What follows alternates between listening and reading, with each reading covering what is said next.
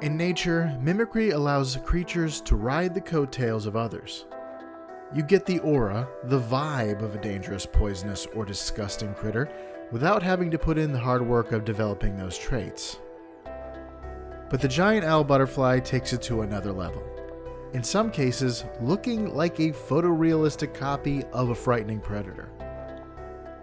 But imitation is the sincerest form of flattery in life, death, and taxonomy.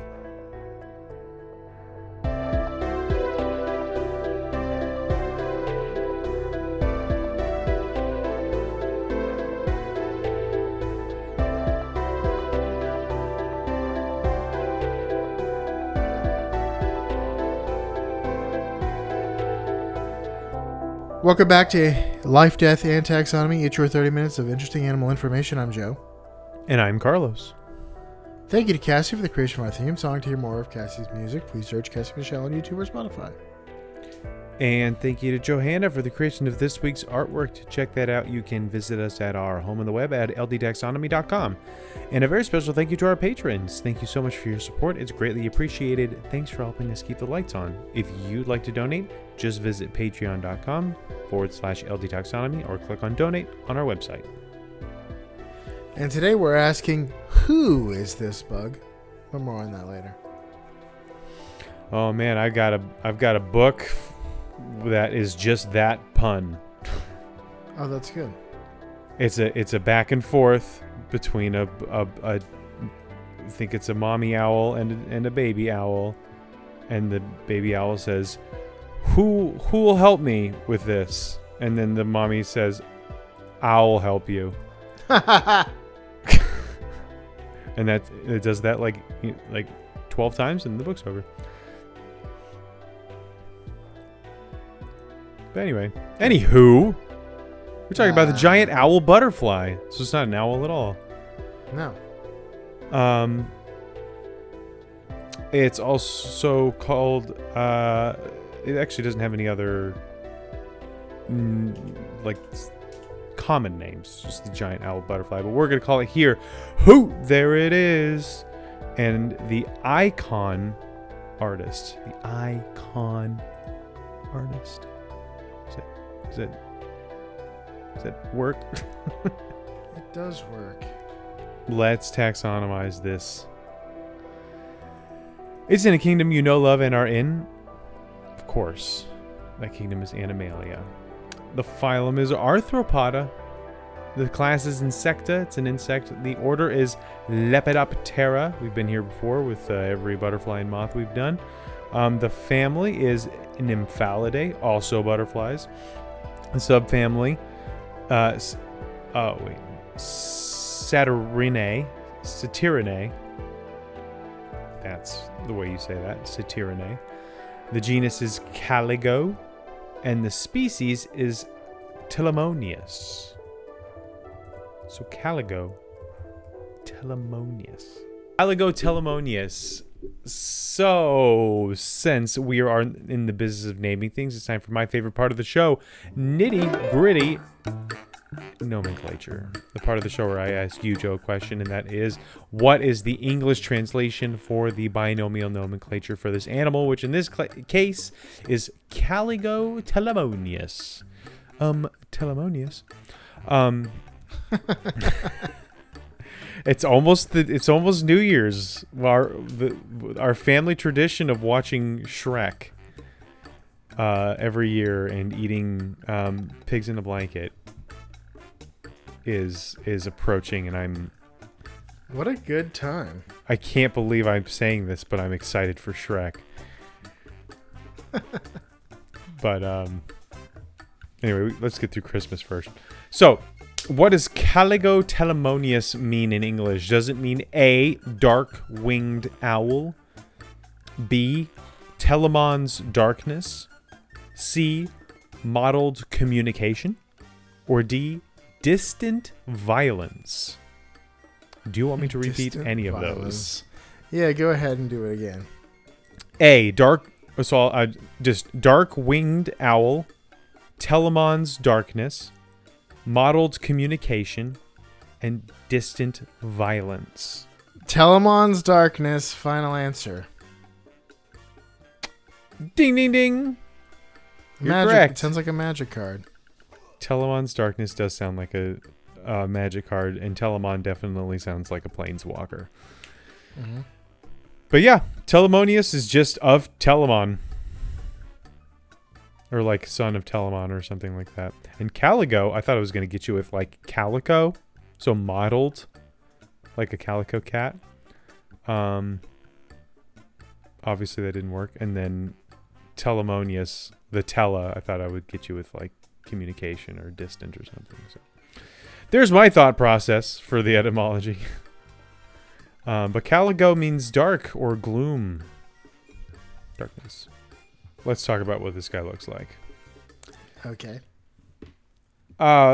Picture a flying throw rug in earthy browns and beiges. It's camouflaged. Kind of looks like it's just covered in, like it just came out of a compost pile. One of those butterflies that's meant to blend in well with fallen leaves and things like that. It has broad wings, and they are etched with wavy tan bands. It kind of looks like, when you look at it, like sand on the beach, but like each wave the tide is receding, kind of thing. It actually looks. I see exactly what you're talking about. It looks quite beautiful. It has a squat body, and it's all fuzzy, so it's like a velvet baby carrot with spindly legs. And it makes me want to dip this whole thing in ranch. The antenna are these kind of like hooked shepherd's staves that help, obviously, that are chemoreceptors, help them find food. And females get bigger than males. This is one where there is some sexual dimorphism, the females being larger. I will leave the description there, but we have one more thing to talk about, and that's how big they are. Take it away. Okie dokie. Well, welcome to the Beloved Measure Up segment, the official listeners part of the show, the part of the show when we present the animal size and dimensions in relatable terms through a quiz that's fun for the whole family. It's also part of the show that's introduced by you when you send an audio of yourself singing or chittering the words measure up into ldtaxonomy@gmail.com. We do not have a new measure up intro this week, but that means we get to hear from the animal. And Carlos has to guess who it is. All right. But we also have a comment on the parrotfish on Spotify. The parrotfish. Z Lightning Bolt says, both fish, the words fish and fishes are used plurally. Fish is for individuals of the same species, and fishes refer to different species. So if you have a collection of fish of different species, you would say fishes. And if you have just a bunch of salmon, you'd say fish. I would say that from the way that it's used linguistically, that fishes, you would use fishes when you're referring to multiple different types of fish specifically. So if you had a bunch of different species of fish in one area, I don't think it would be wrong to say that's a bunch of fish. But if you want to say there are a lot of different fishes there, that would make sense because you're specifically referring to their different species. It's kind of like the difference between money and monies. The difference between people and peoples. Right, people and peoples. When you want to draw attention to the categorization, you use the S there. This is something that I'm actively teaching my kids right now, is how to pluralize things, because there are just so many exceptions to that. Right. Just memorization. It is to say that, like, if you say, what is the plural of person? It is people. It is not peoples. In a specific situation where you have multiple people groups, you might say there are many peoples. But you can that also... does not mean peoples is a viable The normal plural for fish is fish. Right, and then you also have persons, which is not incorrect, but also not what you would use to describe more than one person, unless you want to really draw attention to their personhood. Anyway, this is getting linguistic, and as badly as we wanted to have an etymology linguistic podcast, this one's just a taxonomy one. But yeah. So, but he Z in Multiple Lightning Bolts also said that my mic cuts out in that episode at some point. Which is crazy because I listened to the whole thing. So there must have been something wrong toward the end. So then that must be crazy. I need to go listen to that episode because then it's just me talking to myself. Yeah. Oh boy. I hope I seem sane. Probably not. A little bit? While I was doing that, I should have pulled up the fun animal we're going to hear from. But I got to do it now. Without further ado, the listeners part of the show.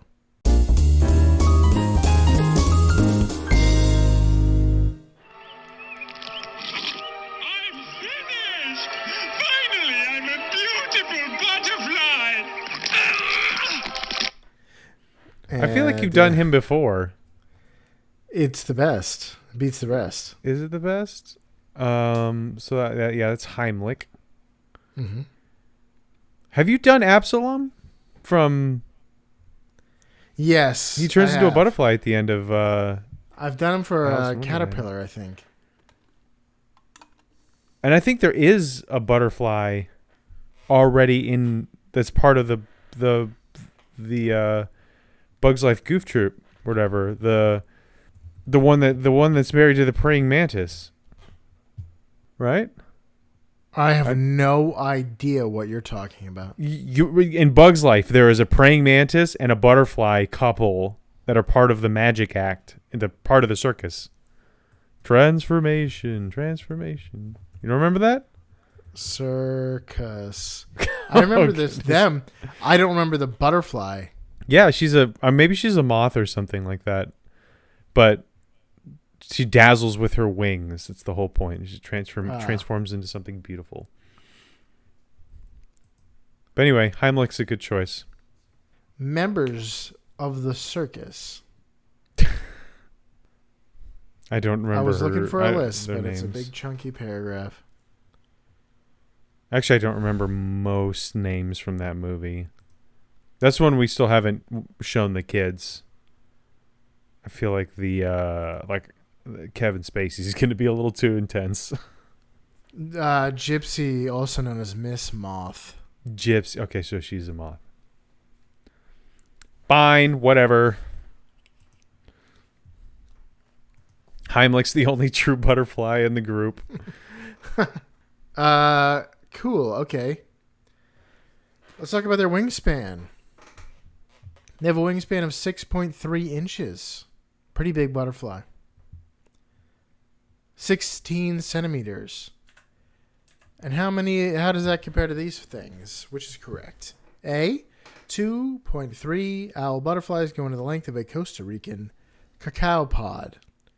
B, 3.6 owl butterflies go into the length of a Amazonian blowgun dart. Or C, 2.1 blue morpho forewings go into the wingspan of a owl butterfly. A blue morpho is another butterfly that is seen alongside in their same territory as owl butterflies. What was the middle one? 3 point something go into of these wingspans go into a blowgun dart? Yes. So it's a 1.5 foot long blowgun dart. So that's not an answer. That's not the correct answer. I guess I have to kind of I ruled one out, so now it's 50-50.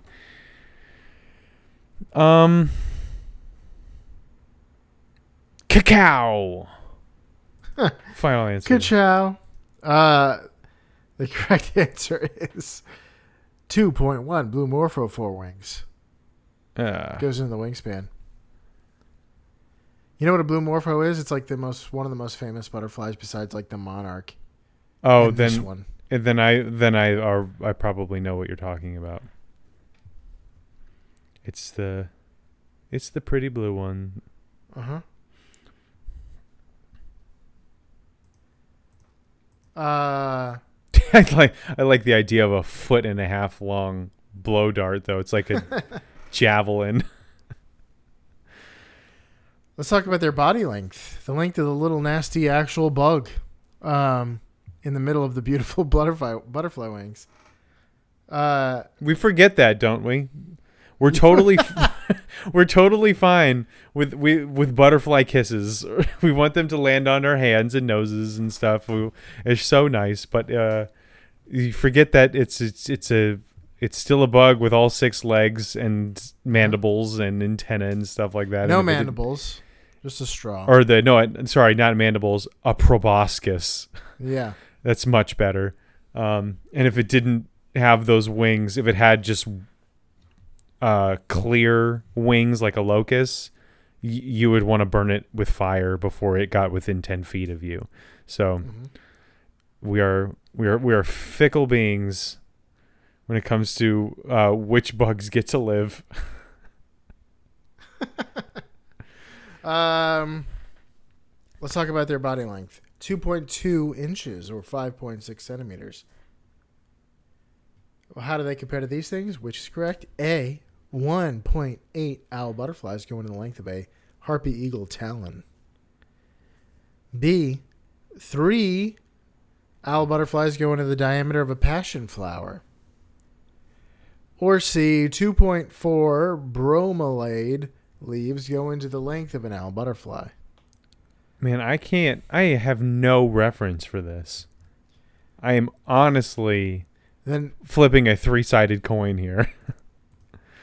I mean, it's that's no secret. I usually go with the one that I think is coolest, or the one that I'm thinking about the most. Bromelade leaf is the one that kind of looks like an aloe, but it's more colorful, and it's got like a purple in the middle, and it collects like juice. And then sometimes a flower sprouts at the top. You will have seen these in like Florida gardens. Probably in the xeriscaping. I'm going to go with the harpy eagle talons because talons are cool. Final answer? Yeah. The correct answer is 1.8 owl butterflies go into the length of a harpy eagle talon because talons are cool. Because talons are cool. I knew it. Yeah. All right. That's all I got for that. Do you have any fast facts? One out of 2 is absolutely awful, but it's a 1 out of 2 in a multiple choice test is an F, big fat F. It would be an F, but it is still a difficult challenge. So yeah. Okay. The giant owl butterfly has a range from the steamy tropics of Mexico's edges throughout Central America to the Amazon, into South America, basically anywhere with enough humidity to make your hair frizzy and make it so that you need to wipe your glasses off when you walk outside.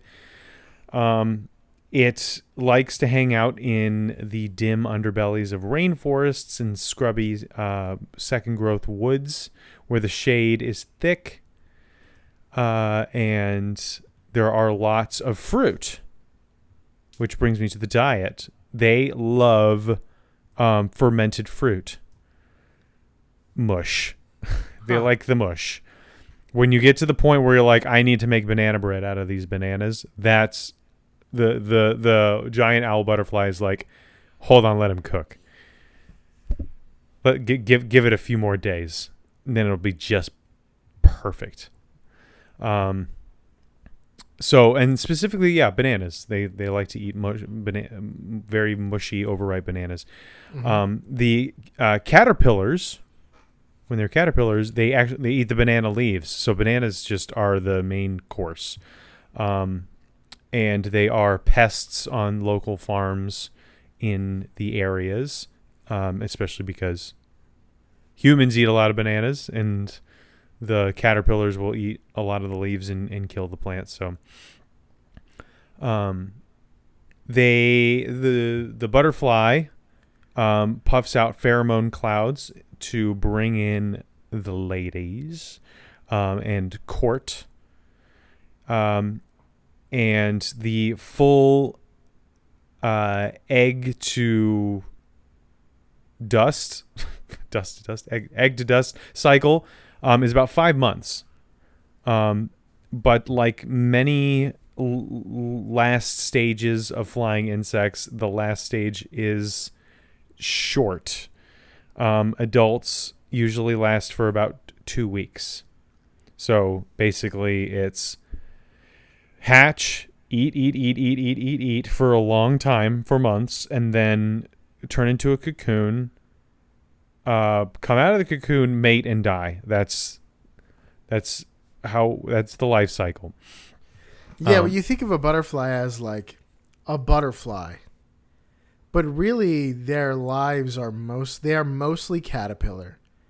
If you think about their ontology, their existence, their being, they are mostly caterpillar. They're ontologically caterpillar. Yes. That's if someone's Twitter profile says that they're quixotic, then that's the kind of person that I imagine saying that they are ontologically caterpillar. Quixotic. I've seen that more. I feel like I've seen that more and more, and it's like, I don't know. It's one of those words that I feel like people just put it because it's a weird word, but it means that you're weird. Oh my gosh. The root of, I did not realize this until maybe just now, if it's right. Quixotic comes from the word Don Quixote. No, it doesn't. Apparently, yeah. It's quixotic? It's quixotic? Don Quixote is spelled Donquixote. Right, yeah. So you are like, so, but it means that you're like exceedingly idealistic, unrealistic, and impractical. Yeah, it means you're weird. Yeah, so it's Don Quixote. I guess. He tilts at windmills. Because he's like got this like high chivalristic ideal, and he has to go and fight giants that are windmills. So I feel like the people that are using it like, hey, I'm quixotic, I think they think it means quirky and eccentric, but really there's no like positive aspect to that word. It's you're unrealistic. Unless you're like optimistic. I don't know. We're way off. We're once again getting into the weeds of words. The weeds of words. That's our podcast now. That would be fun. I'm sure that exists. The weeds of words. Okay. The giant owl butterfly is mostly a loner, although they get together during breeding and feeding. And they're butterflies, so they get eaten by a lot of stuff: birds, lizards, chameleons, frogs, toads, bigger bugs, and they don't fly for those are just a little fast fact here to top it off. They don't fly long distances. If they get disturbed, they will just go kind of a little bit over. They're just too lazy to commit to an escape, but maybe they have something else up their sleeve to avoid being eaten. I don't know, but I'll leave it there. No. Anyway, that's it. Anyway, here's Wonderwall. Yeah. They have a special ability. Yeah. I was just at Butterfly World. We went. Huh. Did you get butterfly kisses? That was after midnight prayer. um, but they had a ton of butterflies, obviously, but they also had the glass case exhibit where they show some of the most striking butterflies that have gone through, specimens that have gone through Butterfly World, including a case of after millions of butterflies, they've had 10 examples of, I forget what it's called, but it has something to do with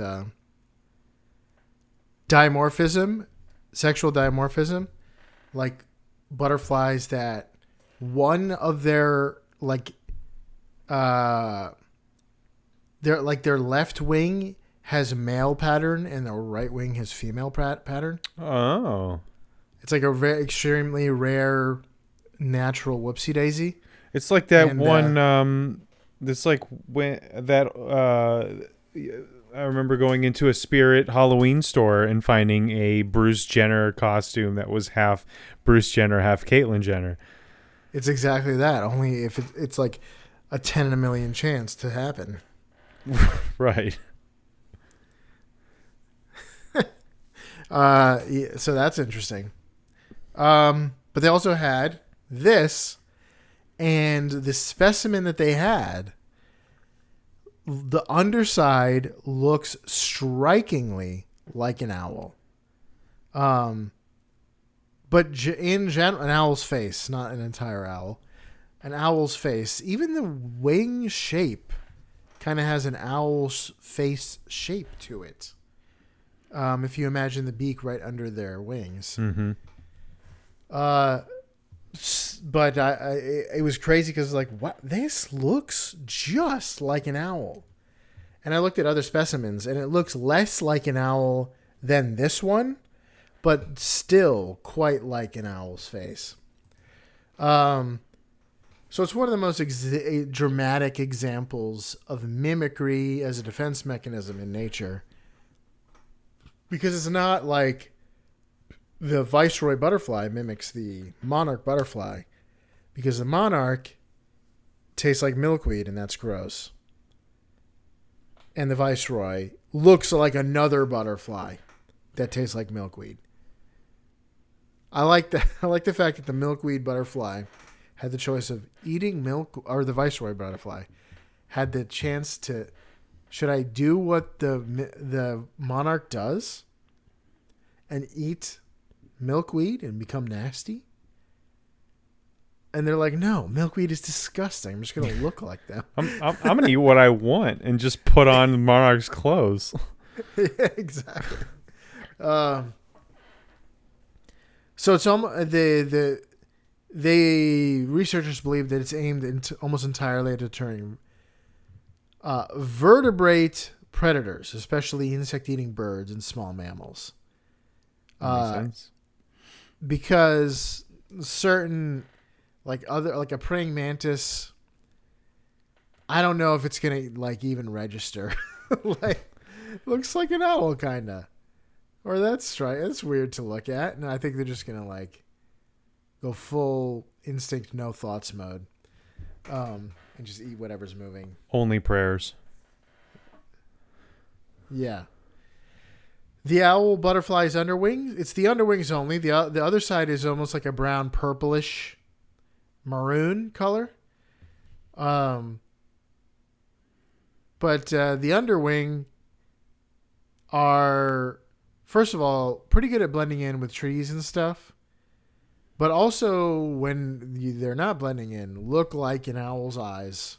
They have these big eye spots at the top that have really puzzled scientists, because it's like, how does it look just like an owl? It looks like a pupil and an iris set in a feathery face.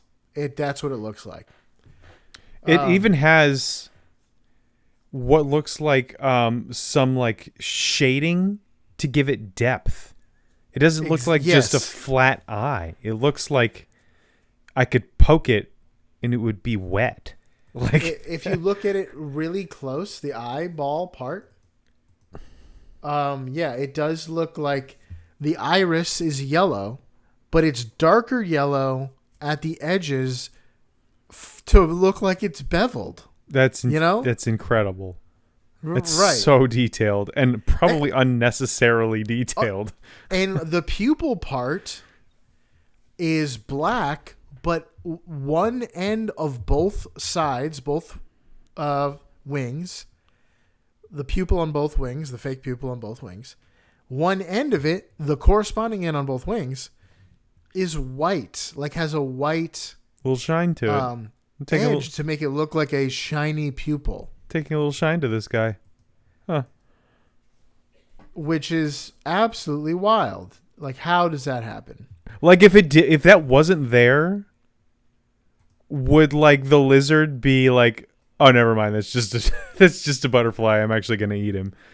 But Right. as it sees the shine, it's like, oh, I look out for reflective pupils.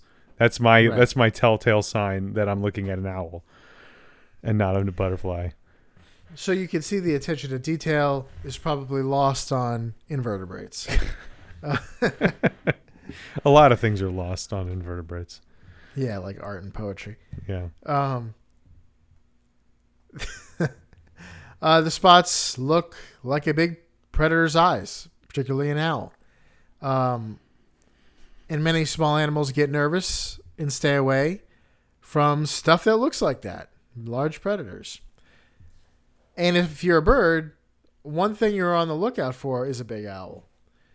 The one long-standing idea is that the whole pattern makes the butterfly look like the head of something bigger and scarier, like an owl. Or some people say, oh, maybe a big frog. Especially when it's sitting still, eating or mating, or just out of the cocoon, when it's very vulnerable. In some butterflies, similar eye spots act as decoys if a bird attacks or goes for the fake eye on the wing instead of the butterfly's body. Meaning it's like not just to deter predators, but also like if you're going to attack me, attack my non-vital fake eye. But whatever is attacking you, if it's going for the eye, thinks it's attacking an owl. Yeah, so that's not good. So whatever, yeah. I mean, I think you're. If anything has the stones to attack an owl, you're toast. If you're a butterfly, if you're actually a butterfly under all that pomp and circumstance. So, in a 2008 study, scientists tried to determine if the big owl eye spots on butterflies scare off birds because they look like real eyes, or do they work because they're just like this big bright spot that stands out and startles them for a second. Startles me. This big bright confusing pattern disruption that startles them and then they get away. So they tested this tested it in the wild, actually, using fake prey, which were actually little pastry-like baits on leaves, marked with different patterns, and left them for birds to attack. So what they found was that patterns that survived best had lots of spots and big spots. Circles, which look like eyes, were actually no better than bars, squares, or other bold shapes that were just like these big patterns that were disruptive. And making the spots look more like real eyes, like perfect circles with rings placed in a face pattern, didn't actually help. It didn't make those particular baits more safe from birds that wanted a tasty snack. So they concluded that the birds aren't scared because the spots look like eyes, but they're simply put off because of the markings are large and numerous and highly conspicuous and strange and out of the ordinary. So the classic eye mimicry idea in the study's view doesn't hold up in the test. It's more like, whoa, that's a bright, weird effect that protects the butterfly. I don't think so. I disagree. I disagree too, I think. I mean, it's a compelling study that, like, maybe that explains why a lot of butterflies have these big bright colors, also for mating. But just things that have eye spots might just have, like, this pattern on them that look dubious to an animal. But if they don't think they look like eyes, wouldn't they just, learn that? I don't think so. I would think that, like, if something startles you, you take a second look and you just, like, okay, that's something that's not a face. It's a butterfly. And it doesn't explain why it looks strikingly like a face. And why it has, like, you if you sat down to draw an owl's eye, you wouldn't do better than this. I mean, did you say they put squares and other geometric shapes on the other fake prey? They made spots and bars and squares and bold shapes, and as long as they were bright and bold, they worked. But I don't know. Circles I feel like that looked like eyes were no better than the bars and stars. the stars and bars. The squares are really uncommon in nature. I feel like Right. if a bird would just see that and something in their bird brain would say, not natural, not food. Yeah, exactly. So the point is that a strange shape, a bright color, was enough. It making them look more like eyeballs didn't help. Although, I bet you it would eat a Cheez-It with no hesitation. So, Yeah. were these crows or these dumb birds? I'm not really sure what kind of point I'm trying to make, because a square treat is a square treat. True. So I don't know. This is definitely no accident. No, I mean despite the study, the question of why do animals evolve or develop such complex imitations of other completely different animals? Why do they do that? We don't know. If it's not to specifically look like an owl and deter the prey of an owl that's your predator, if it's not that, then why? I think we need more studies. Yeah, but then the other question is why, if it's effective, then why just this guy? Like, why wouldn't looking like an owl be something that a lot of butterflies do? Well, or looking like a specific bird, like an apex predator in your area. I guess you wouldn't want to look like an owl in a place where there are no owls. That would be awkward. Right. Well, the same thing goes for, like, why are some poisonous? Why do some taste like milkweed?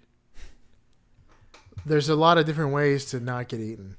Well, the real answer is that the balance of nature is that things need to be eaten, but not too much. So, right, the things that prey have need to increase their survivability, but not to the point where they completely outplay the hunter. They just need to not all, but they can't have nothing. If they have nothing, then they'll all be eaten. And if it's too good, then they'll never be eaten. So there needs to be some sort of middle ground where, they are part of the food chain. There's peacock butterfly and an Io moth that also have eye spots.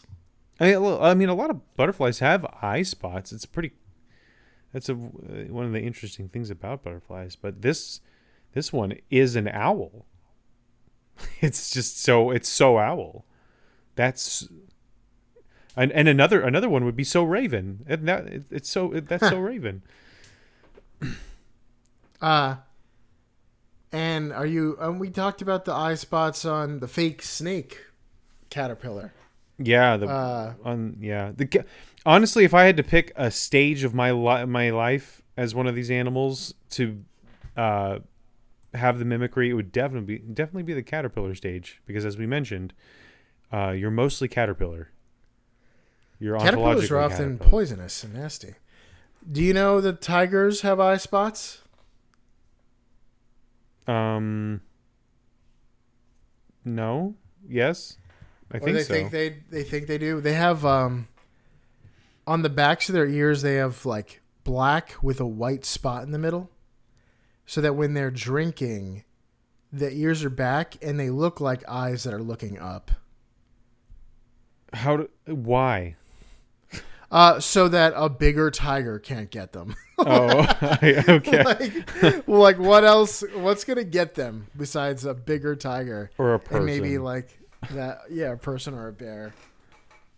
I don't think a bear. I don't think the bears that live near tigers mess with tigers. Not quite a match. That's interesting. That's one of those things where it's like you see the Tostitos logo and it actually like has the when you look at the negative space, it actually looks like someone eating a chip. Or the FedEx logo has an arrow in it. And you're like, oh, I never saw that. And you look at a tiger drinking water and you're like, oh, I didn't realize it had eye spots. I didn't realize it needed to fool anybody. It's a bright orange cat that's 600 pounds. I think it's good. We've talked about why they're bright orange, right? Like, yeah, we've done the tiger before. Yeah. But I still think that if it wasn't, like, it would do better if it was green or like a green and black striped cat. You'd never find it. We would never find it. Yeah. But it doesn't matter when its prey is colorblind. But yeah, there you go. A giant owl butterfly. If you are in Coconut Creek, Florida, go check out Butterfly World. I have not been there since I was a wee lad. The weest of lads. Neither had I been until I had. Until 2 weekends ago.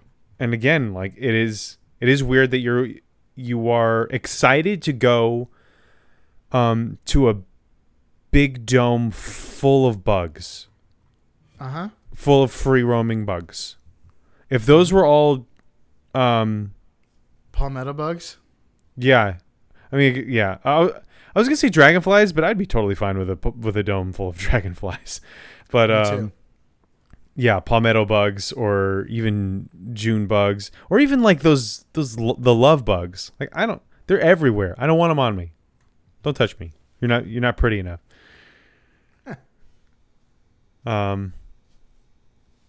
Or moths. What if it was just a big thing full? People love butterflies and hate moths. They really do. But I don't know. It's about also the butterfly's way of moving. It's still all fluttery. It's fluttery, but it's slow fluttery. It's the body to wing ratio. Moths are they're thick with 2 C's, with 3 C's, and butterflies are just so slender and colorful, and moths are huge and fuzzy. And that's just like... So you're saying it's fat shaming. Yeah, and excessive chitinous hairy shaming as well. Yeah. You would think that we would think that moths are cute. If butterflies are beautiful, then moths would be cute because they're furry. They're just furry butterflies. But I do. the one that lands in Gandalf's hand is. But still, if there was and moths can get really big. I mean, they could get to be like 4 inches. I mean, this one has a 6-inch wingspan. That's pretty. It's pretty big. That's a big butterfly. Moths can get to be this. It's like birds. And if there was one in this room right now, I'd be uncomfortable. I wouldn't lose my mind, but I'd be like, we need to pause this so that I can handle the situation in my room. But if it was a butterfly, I'd be like, no, just hang out. I got a spot for you. What if it was like that lunar moth? You know, the green one? The one that fires magic missiles at you in Dark Souls? Yeah. What's that green moth? Is it the lunar? The moonlight butterfly? Yeah, lunar moth is like a green butterfly with like a brownish purplish band. And it shoots missiles at you in Dark Souls. You gotta keep an eye on those guys. All right, we should wrap this one up. We're way over. You got anything else? That's all I've got. All right. That was the giant owl butterfly for you out there in Podcastia. Hang out on your own. Enjoy some ripe fruit. And imitate the wisdom of the owl. Like the giant owl butterfly here in Life, Death, and Taxonomy.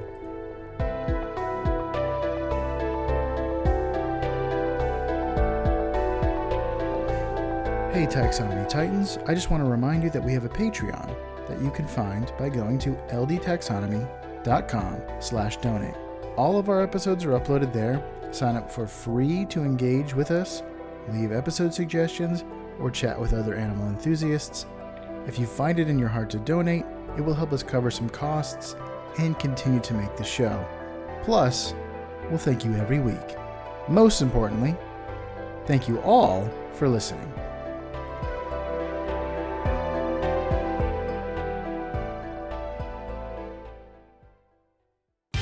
Life, Death, and Taxonomy is my favorite in the world podcast. The Venezuelan poodle moth is extremely fuzzy.